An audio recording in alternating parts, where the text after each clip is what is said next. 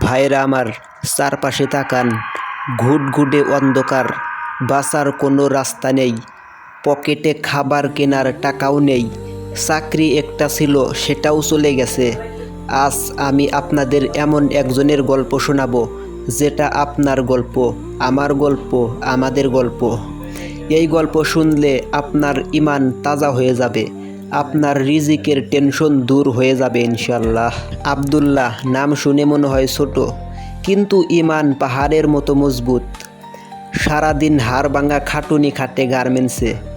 যা বেতন পায় 12,000 টাকা, তা দিয়েই স্ত্রী আয়েশা, মেয়ে ফাতেমা ক্লাস 3-তে পড়ে, ছেলে ওমর ক্লাস 1-এ পড়ে। তাদের নিয়েই সুখের সংসার। সুখ মানে কি ভাই বিরিয়ানি, ফ্ল্যাট না, সুখ মানে মাগরিবের পর সবাই একসাথে খাওয়া দাওয়া করা। কিন্তু আল্লাহ পরীক্ষা নেবেন, কারণ যাকে আল্লাহ ভালোবাসেন তাকে পরীক্ষা করেন। একদিন দুপুর 2টায় মালিকের ডাক, আব্দুল্লাহ কেবিনে আসো। মালিকের চোখ লাল, কোম্পানি লস, অর্ডার নাই, অর্ধেক লোক ছাঁটাই করতে হবে, তোমার নাম লিস্টে পড়েছে। আব্দুল্লাহর পায়ের নিচ থেকে মাটি সরে গেল। 4 বছর চাকরি, একটা টাকাও মরে নাই, সততার সাথে কাজ করেছে। বিনিময়ে সেই দিন বাড়ি ফিরে দেখে মেয়ে ফাতেমা জ্বরে কাঁপছে। 103 ডিগ্রি জ্বর, ডাক্তার বলেছে টাইফয়েড। 3,000 টাকার ঔষধ লাগবে। পকেটে মাত্র 240 টাকা। বসের রুমে গিয়ে কেঁদে বলল, স্যার 1 মাসের বেতন অগ্রিম দেন, মেয়েটা মরে যাবে। বস মুখের ওপর বলে দিল, কোম্পানির নিয়ম নাই। সেদিন আব্দুল্লাহ বুঝল, দুনিয়া কারো না, দুনিয়া টাকার। পকেটে 10 টাকা, বাসা ভাড়া 15 টাকা। তাই বৃষ্টিতে ভিজে 7 কিলোমিটার হেঁটে আসলো বাড়িতে। আকাশ ভাঙা বৃষ্টি, পায়ের নিচে কাদা, আর মুখে শুধু একটা দোয়া, ইয়া আল্লাহ, আপনি ছাড়া আমার কেউ নাই, আপনি রাজ্জাক, আপনি রাহিম। বাড়ি ফিরে দরজা খুলতেই আয়েশা দৌড়ে আসলো। কি হয়েছে, ভিজে গেছো কেন? আব্দুল্লাহ জায়নামাজের ওপর বসে পড়ল, মাথা নিচু। 2 মিনিট কোনো কথা নাই, তারপর শুধু বলল, চাকরি নাই আয়েশা, বেকার। সাধারণ বউ হলে কি করতো? চিল্লাচিল্লি, ছেলে মেয়ে খাবে কি, বাড়ি ভাড়া দিব কেমনে?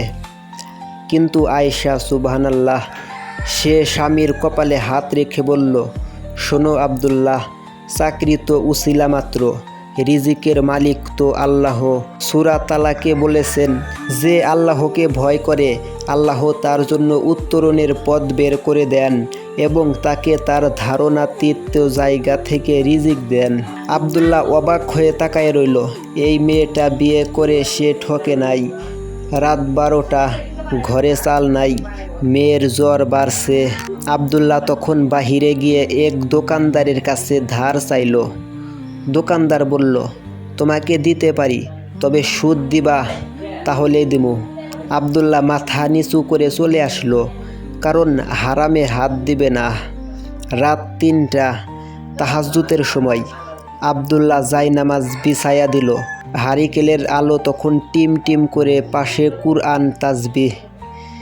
সেজদায় গিয়ে এমন কান্না করলো, জায়নামাজ ভিজে গেল। ফুপিয়ে ফুপিয়ে বলতেছে, ইয়া রাব্বুল আলামিন, আমি তো কখনোই সুদ খাই নাই, ঘুষ খাই নাই, মানুষের হক মারি নাই, সব সময় হালাল পথে চলছি। আমার মেয়েটার কষ্ট আপনি দেখেন না? এ আল্লাহ, আমার ফাতেমারে সুস্থ করে দিন। কাঁদতে কাঁদতে ঘুমায়া গেল সেজদায়। আর স্বপ্নে দেখলো এক নূরের দরজা খুলে গেছে। সেখান থেকে আওয়াজ আসতেছে, আব্দুল্লাহ সবুর করো, আমি পরীক্ষা নিতেছি, ফল আমি নিজেই দেব। ফজরের আজান হলো। আব্দুল্লাহ নামাজ পড়ে মসজিদের সিঁড়িতে বসে আছে। খিদায় পেটের নাড়ি পাক খাচ্ছে। আজ বাড়ি ভাড়ার লাস্ট দিন। বাড়িওয়ালা বলছে, কাল টাকা না দিলে মালপত্র বাহিরে রাখবে। মনে মনে বলতেছে, আজকের রিজিকের ব্যবস্থা করে দিন। ঠিক তখন এক বয়স্ক হাজী সাহেব, বয়স 70+ হবে, হাতে 2টা বিশাল ব্যাগ, কাঁপতে কাঁপতে গোদামের দিকে যাইতেছে। আব্দুল্লাহ দৌড়ে গেল। চাচা, আমি টানি, আপনি কষ্ট পাবেন না। হাজি মানা করলো। বাবা, তুমি নিজেই তো শুকায়া গেছো। আব্দুল্লাহ হাসি দিয়ে বলল, চাচা, মানুষ মানুষের জন্য। ঘামে ভিজে গেল, কাঁধে ফোকসা পড়ে গেল, কিন্তু মুখে হাসি। কারণ নবীজি সাল্লাল্লাহু আলাইহি সাল্লাম বলেছেন, মুসলমানের উপকার করা সবচেয়ে বড় ইবাদত। গুদামে পৌঁছে হাজী সাহেব আব্দুল্লাহর দিকে তাকাইয়া রইল, চোখে পানি। বাবা, তোমার নাম কি? তখন আব্দুল্লাহ বলল, আমার নাম আব্দুল্লাহ। তখন হাজী সাহেব বললেন, আমার গোদামের হিসাব রাখার লোক লাগবে, সৎ মানুষ পাই না। তুমি কাজ করবা, বিশ্বাস করো আগের চাকরির চেয়ে বেশি বেতন দিব। আব্দুল্লাহ সাথে সেজদায় পড়ে গেল। মসজিদের মেঝেতে চোখের পানিতে মেঝে ভিজে গেল। আল্লাহু আকবার, আল্লাহু আকবার। হাজী সাহেব পকেট থেকে 15,000 টাকা বের করে দিল। এই নাও 1 মাসের অগ্রিম। যাও, আগে মেয়ের জন্য কিছু ওষুধ কেনো, তারপর চাল ডাল তেল কিনে বাড়ি যাও, বউ বাচ্চা না খেয়ে আছে। আসরের নামাজের সময় আব্দুল্লাহ বাড়ি ফিরল, হাতে 3টা ব্যাগ। আয়েশা দরজা খুলে অবাক। ব্যাগ খুলে দেখে পোলা, চাল, মুরগি, ফলের জুস, ফাতেমার জন্য জ্বর, কাশির সিরাপ, আরও অনেক কিছু। আয়েশা জড়ায়া ধরে কাঁদল। আব্দুল্লাহ আকাশের দিকে তাকাইয়া বলল, দেখলে আয়েশা, আল্লাহ একটা দরজা বন্ধ করেছে, যাতে এর চেয়েও 100 গুণ বড় দরজা খুলে দিতে পারে। আল্লাহর প্ল্যান বোঝা যায় না, কিন্তু বিশ্বাস করতে হয়। 6 মাসে সংসারে আর অভাব নেই। ফাতেমা ওমর স্কুলে যায়। আয়েশা নতুন বোরকা পাইল। আব্দুল্লাহ ভাবল, আল্লাহ আমারে মাফ করে দিছে। কিন্তু ভাইরা, মনে রাখবেন, আল্লাহর পরীক্ষা শেষ হয় না, কখনো অভাব দিয়ে, কখনো প্রাচুর্য দিয়ে। গোদামের ম্যানেজার রহমত সাহেব 3 বছর ধরে চুরি করে, মাসে 50,000 টাকা মারে। আব্দুল্লাহ আসার পর তার চুরি বন্ধ হয়ে গেছে। আজ বড় চালান আসছে, 20 লাখ টাকার মাল।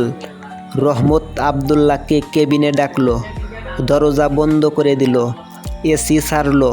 তারপর মিষ্টি হাসি দিয়ে বলল, আব্দুল্লাহ ভাই, চালানোর হিসাব একটু ঘুরাইয়া লিখি। 20 লাখের জায়গায় 18 লাখ লিখব। 2 লাখ টাকা আমরা ভাগ করে নিব। হাজী সাহেব বুড়ো মানুষ, টের পাবে না। রাজি তো? আব্দুল্লাহর মাথায় বাজ পড়ল। 2 লাখ টাকা, এই টাকা দিয়ে বাড়ি কেনা যাবে, ছেলে মেয়ের ভবিষ্যৎ সিকিউর করা যাবে। শয়তান কানে কানে বলতেছে, নিয়ে নে, নিয়ে নে, কেউ জানবে না। হাজী বুড়া মানুষ। তক্ষুনি আব্দুল্লাহর চোখের সামনে ভেসে উঠল ওই রাত 3টার সেজদা, মেয়ের জ্বরের কান্না, বউয়ের আল্লাহর রিজিক দিবে কথা। সে চেয়ার ছেড়ে দাঁড়াইয়া গেল। শান্ত কিন্তু বর্জ্যের মতো কণ্ঠে বলল, রহমত সাহেব, আপনি আমাকে ভুল চিনছেন। আমার আল্লাহ আমাকে যে হালাল রিজিক দিচ্ছেন, আমি তাতেই সন্তুষ্ট। আমি না খেয়ে মরব, তবুও আমার রবের সাথে বেইমানি করব না। আমি আমার সন্তানদের হারাম এক লোকমাও খাওয়াবো না, কারণ হারাম খেলে দোয়া কবুল হয় না, শরীর জাহান্নামের আগুনে জ্বলবে। রহমতের মুখ লাল হয়ে গেল। টেবিলে থাবা মেরে বলল, তোর সততা তোর পকেটে ঢুকায়া রাখ, তোরে আমি চুরির দায়ে জেলে দেব, দেখি তোরে আল্লাহ কেমনে বাঁচায়। সেই রাতে আবার তাহাজ্জুদ পড়ল। এবার কান্না আরও বেশি। আল্লাহ, আমি শুধু আপনার সন্তুষ্টির জন্য হারামের এই বিশাল অফার ফিরিয়ে দিছি। এখন এই জালিম লোকটা আমার ইজ্জত নিয়ে খেলতে চায়। আপনি ছাড়া আমার কোনো সাহায্যকারী নাই। পরদিন সকাল 10টায় রহমত সাহেব হাজী সাহেবের বাসায় গেল, হাতে ভুয়া কাগজ।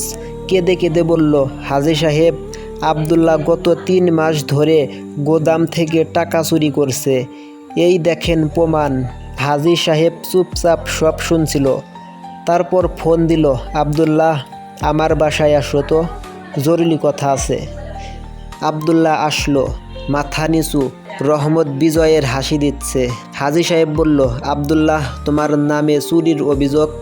রহমত প্রমাণ নিয়ে আসছে, তোমার কিছু বলার আছে? আব্দুল্লাহ তখন বলল, হুজুর, আমার কোনো উকিল নাই, সাক্ষী নাই, প্রমাণ নাই। আমার একমাত্র সাক্ষী আমার আল্লাহ। আমি কসম খেয়ে বলতেছি, আমি চুরি করি নাই, বরং রহমত সাহেব গতকাল আমাকে 2 লাখ টাকার হারামের প্রস্তাব দিচ্ছিল। আমি প্রত্যাখ্যান করেছি। এই জন্যই সে আমার ওপরে প্রতিশোধ নিতেছে। রহমত হাসতেছে। হুজুর, চোরের মুখে ধর্মের কাহিনী। হাজী সাহেব চুপ করে ড্রয়ার খুলল, একটা মোটা লেজার বই বের করলো, ধুলা ঝেড়ে বলল, রহমত, তুমি ভাবছো আমি বুড়া, কিছু বুঝি না? গত 3 বছর তুমি কবে কত টাকা কিভাবে চুরি করেছো সব হিসাব এই খাতায় আছে। আমি সিআইডির লোক দিয়ে তোমার উপর নজর রাখছিলাম। রহমতের মুখ কালো হয়ে গেল। হাজী আবদুল্লাহ আসার পর আমি তাকে গোপনে তোমার ওপর নজর রাখতে বলছিলাম, কারণ আমি জানতাম তুমি একদিন ধরা পড়বা। কালকের 20 লাখের চালানটা ছিল আমার প্ল্যান। আমি ইচ্ছা করে তোমাকে টোপ দিচ্ছিলাম। আবদুল্লাহ পাশ করেছে, তুমি ফেল করেছো। রহমত কাঁপতে কাঁপতে বের হয়ে গেল। পুলিশে ধরাইয়া দিল। হাজী সাহেব আবদুল্লাহর কাঁধে হাত রেখে বলল, বাবা, আমি 40 বছরের ব্যবসায়ী। অভাবে তাড়নায় মানুষ ইমান বিক্রি করে দেয়, চাকরি বাঁচানোর জন্য হারামের সাথে আপোষ করে। তুমি এত বড় সুযোগ পেয়েও হারামের দিকে হাত বাড়াও নাই। আজ থেকে তুমি আমার কর্মচারী না, তুমি এই ব্যবসার 30% অংশীদার। আমার মৃত্যুর পর সব তোমার। আবদুল্লাহ সিজদায় পড়ে গেল। কাঁদতে কাঁদতে বলল, হে আমার রব, আপনি সূরা তালাকে বলেছেন, যে আল্লাহকে ভয় করে আল্লাহ তার জন্য উত্তরণের পথ বের করে দেন এবং তাকে তার ধারণাতীতের জায়গা থেকে রিজিক দেন। যে ব্যক্তি আল্লাহর উপর ভরসা করে তার জন্য তিনিই যথেষ্ট। 5 বছর পর আবদুল্লাহ এখন শহরের নামকরা ব্যবসায়ী। হাজী সাহেব মারা যাওয়ার আগে ওসিয়ত করে গেছে, আমার সব সম্পত্তি আবদুল্লাহর। তার 3টা গোদাম, 2টা দোকান, নিজের বাড়ি গাড়ি, কিন্তু অহংকার নেই, কারণ সে জানে এগুলো আল্লাহর আমানত হিসাবে দিতে হবে। প্রতি শুক্রবার জুমার পর সে নিজে বস্তিতে যায়, বস্তার পর বস্তা চাল ডাল তেল নিয়ে গরিবদের লাইনে দাঁড় করিয়ে নিজ হাতে দেয়। কাউকে খালি হাতে ফিরিয়ে দেয় না। এক বর্ষার রাত, ঝড় বৃষ্টি, হাসপাতালের সামনে 22 বছরের এক যুবক কাঁদছে। আবদুল্লাহ গাড়ি থামালো। ভাই, কি হয়েছে? যুবকটি বলল, স্যার, আমার বউয়ের সিজার লাগবে। ডাক্তার 5,000 টাকা চাইছে। আমার পকেটে মাত্র 200 টাকা। চাকরিটাও কাল চলে গেছে। আবদুল্লাহর চোখে পানি চলে আসলো। নিজের 5 বছর আগের দিনে মনে পড়ল, যখন মেয়ের জ্বরের জন্য 3,000 টাকা জোগাড় করতে পারতো না।